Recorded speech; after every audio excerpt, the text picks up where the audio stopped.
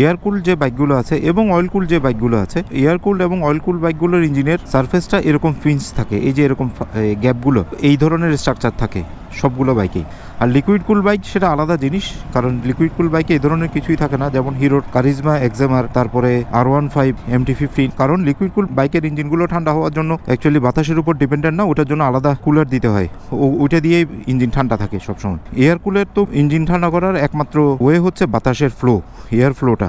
Oil কুলও same, oil cool ইঞ্জিনের engine ঠান্ডা করার মূল উপাদানটা হচ্ছে এয়ার ফ্লো। এর ফলে রেডিয়েটরের মাধ্যমে ইঞ্জিন অয়েল কিছুটা ভূমিকা রাখে ইঞ্জিনকে ঠান্ডা করার, কিন্তু বাতাস হচ্ছে মুখ্য উপাদান, এয়ার ফ্লোটা হচ্ছে মুখ্য উপাদান।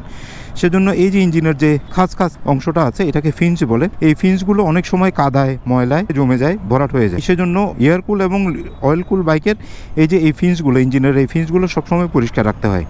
এগুলো যদি কোনো কারণে ময়লায় জমে যায় বা ময়লা বেশি হয়ে যায়, কাদা বেশি হয়ে যায়, তখন কিন্তু ইঞ্জিনের হিটটা যথাযথভাবে ওই ময়লাগুলোর কারণে ঠান্ডা করতে পারে না। সেজন্য ইঞ্জিন হিটটা রেগুলার লেভেলে রাখার জন্য ইঞ্জিনের এই ফিন্সগুলো সবসময় পরিষ্কার রাখতে হবে, তাহলে ইঞ্জিনের রেগুলার টেম্পারেচারটা মেনটেন হবে।